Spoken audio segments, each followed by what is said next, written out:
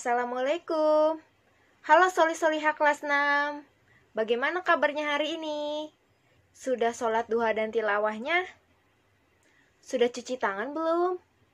Nah, untuk hari ini kita belajar IPA lagi ya. Kemarin pembelajaran IPA juga bukan? Nah, ada yang masih ingat nggak materi pembelajaran kemarin? Yap, benar sekali. Kemarin kita belajar tentang perkembangbiakan hewan secara generatif. Materi kemarin yang dijelaskan oleh Bu Hotim. Kalian bisa review pembelajaran kemarin di video 1 ini ya. Nah, untuk hari ini kita belajar materi baru lagi, yaitu tentang pelestarian hewan dan tumbuhan. Untuk melihat materinya, kalian bisa buka buku pena kalian di halaman 51-53 dan di halaman 60-61 ya. Dan jangan lupa untuk siapkan alat tulisnya ya. Oh ya, tonton video ini sampai habis ya. Selamat menyaksikan.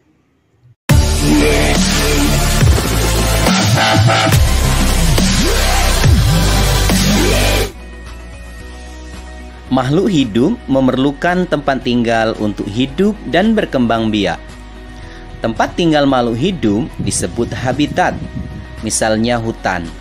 Hutan harus kita jaga agar hewan dan tumbuhan yang tinggal di dalamnya dapat melangsungkan hidupnya. Marilah kita pelajari pelestarian hewan dan tumbuhan berikut ini. Indonesia merupakan negara kepulauan yang kaya akan beragam jenis hewan dan tumbuhan. Setiap pulau di Indonesia memiliki hewan yang unik dan menjadi ciri khas pulau tersebut. Komodo di Kepulauan Nusa Tenggara Timur merupakan salah satu contoh hewan langka yang dilindungi oleh dunia internasional. Pulau Komodo secara resmi diakui sebagai salah satu dari 7 keajaiban dunia. Pulau ini menjadi sebuah taman nasional yang dikagumi oleh masyarakat dunia. Taman nasional banyak terdapat di Indonesia, seperti Taman Nasional Tanjung Puting di Kalimantan yang melindungi orang utan. Tujuan dibuatnya Taman Nasional adalah untuk melestarikan hewan dan tumbuhan yang semakin berkurang jumlahnya. Di Indonesia, ada beberapa hewan yang sekarang sudah menjadi hewan langka, seperti kalau di daerah Sumatera ada gajah Sumatera, ada burung cendrawasih di Papua, dan gajah Sumatera. Bertambahnya jumlah penduduk menjadi penyebab utama berkurangnya hutan tempat hidup hewan-hewan tersebut. Pembangunan gedung dan perumahan menjadi penyebab menyingkirnya hewan tersebut dari habitat aslinya. Perburuan liar mengakibatkan hewan tersebut berada di ambang kemusnahan. Bunga Rafflesia arnoldi yang hidup di Taman Nasional Bengkulu. Bunga ini mempunyai ukuran diameter bunga hampir mencapai 1 meter. Bunga Rafflesia disebut juga bunga bangkai karena baunya yang sangat kuat. Saat ini, bunga bangkai terancam punah karena habitatnya yang terbatas. Pembangunan yang dilakukan oleh manusia berakibat buruk terhadap habitat tanaman ini. Juga halnya dengan edelweiss, bunga bangkai, kantong semar, pohon ulin, pohon anggrek tebu, serta pohon damar merupakan kategori tanaman langka di Indonesia. Mengapa hewan dan tumbuhan harus dilestarikan?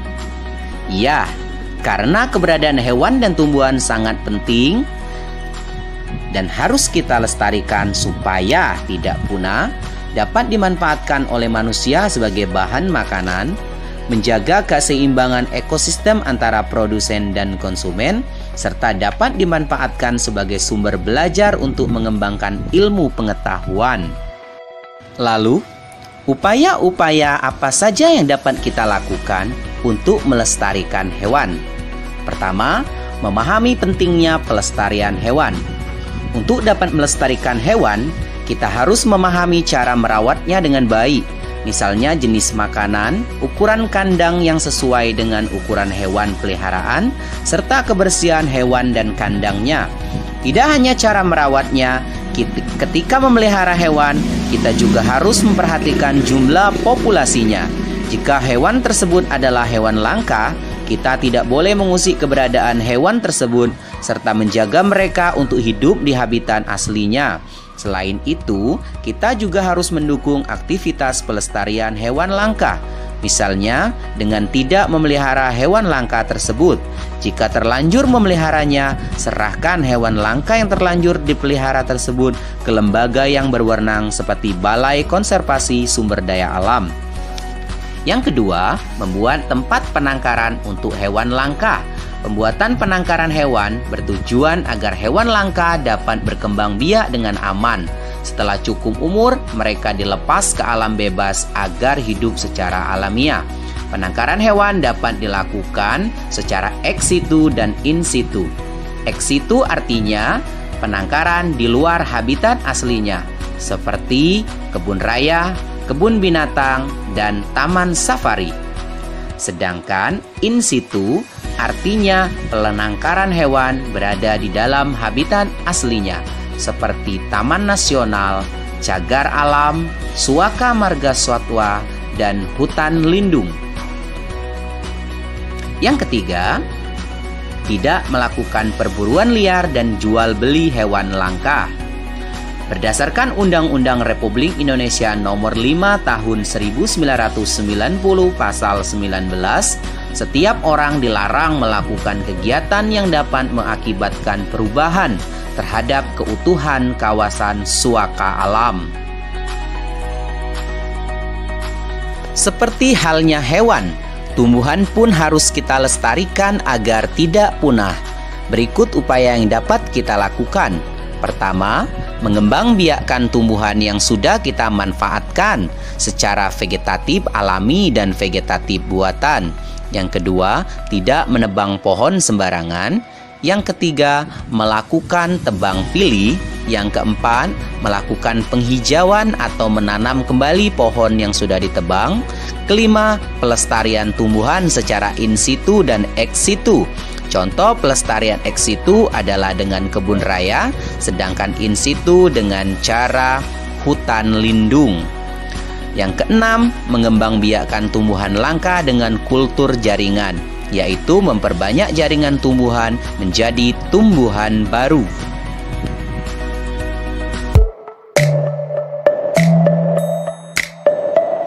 Nah, bagaimana solih-solihah materi hari ini tentang pelestarian hewan? Mudah bukan? Nah, selanjutnya seperti biasa kita latihan soal yang akan dikirimkan di Google Form ya. Dan linknya akan dibagikan di grup chat masing-masing. Pembelajaran hari ini sampai di sini ya. Ayo kita selamatkan hewan dan tumbuhan dengan menjaga habitatnya. Jangan lupa untuk cuci tangan ya, jaga kebersihan, dan juga jaga kesehatan. Wassalamualaikum warahmatullahi wabarakatuh.